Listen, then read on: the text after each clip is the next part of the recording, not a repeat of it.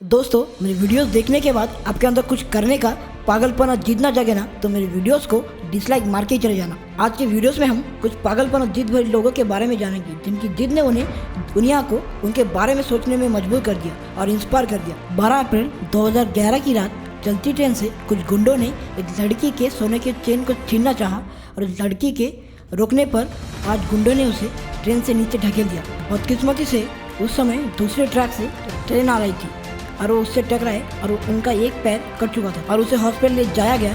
जब उनको होश आया तो उसने देखा कि उसकी एक पैर कट चुकी थी और लोगों को उनके ऊपर से नजरिया बदल गया था। लोग उन्हें सिंपैथी की नज़र से देखने लगे और इस नजरिया को रिस्पेक्ट में बदलने के लिए वो दुनिया के सबसे ऊंची और खतरनाक चढ़ाई माउंट एवरेस्ट के शिखर तक पहुंचना चाहते थे। और जहाँ उनके घाव भी नहीं भरे थे और वो माउंटेनियरिंग की ट्रेनिंग के लिए शुरू कर दिए थे और ट्रेनिंग करते समय कई बार उनके घाव से खून भी निकलने लगे थे और अपने दर्द को सहकर अपने सपने को हकीकत में बदलने के लिए प्रैक्टिस करने लगे। और ट्रेनिंग सेशन के स्टार्टिंग में वो सबसे पीछे रहते थे और इसी कमी को दूर करने के लिए वो दूसरों से डबल प्रैक्टिस करने लगे और कुछ महीनों की कठिन प्रैक्टिस के बाद सबसे आगे होती थी। एवरेस्ट की चढ़ाई करते समय जब वो एवरेस्ट की चोटी में पहुंचने वाली ही थी, तब उसके शेरपा ने देखा कि उसकी ऑक्सीजन खत्म होने वाली है और शेरपा ने लड़की को कहा कि लौट चलो, अगर जिंदा रहोगी तो फिर से और एक बार कोशिश कर पाओगी।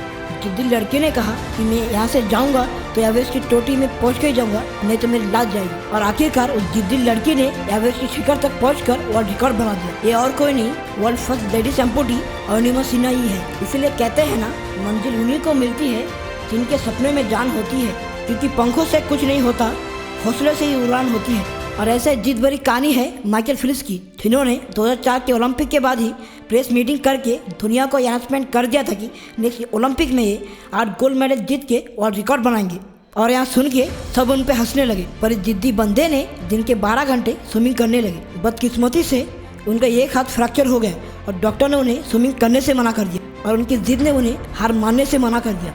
और सबने इस इंसिडेंट के बाद सोचा कि माइकल फिलिप्स स्विमिंग छोड़ देंगे, पर इनके जिद ने इन्हें छोड़ने से मना कर दिया और वो अपने दिन के 12-12 घंटे अपने पैरों से स्विमिंग करने लगे। और वो 2008 के बीजिंग ओलंपिक्स में 8 गोल्ड मेडल जीत के दुनिया के मुंह पे तमाचा जड़ दिया, जो सोचते थे कि वो नहीं कर सकते। इनकी कहानी से एक कहावत याद आती है कि ना कोई संघर्ष ना कोई तकलीफ, तो क्या मजा जीने में, बड़े बड़े सफलता पा लेते हैं जब आग लगी हो सीने में। एक कहानी है एक ऐसे बंदे की जिसकी पागलपन का कोई जवाब नहीं। जिस बंदे के पास रेलवे में टिकट कलेक्ट करने की नौकरी हो, ऐसी नौकरी छोड़ के कौन बदला अपने सपने के लिए रिस्क लेना चाहेगा। और ऐसा ही कुछ रिस्क लिया महेंद्र सिंह धोनी जी ने, और इसीलिए उनकी जिद और पागलपन ने उन्हें इंडिया का सफल कप्तान और दुनिया का बेस्ट फिनिशर बना दिया। इनकी कहानी से ये कहावत याद आती है कि ना पूछो कि मेरी मंजिल कहाँ है, अभी तो सफ़र का इरादा किया है, ना हारूंगा हौसले उम्र भर, ये मैंने किसी और से नहीं बल्कि खुद से वादा किया है।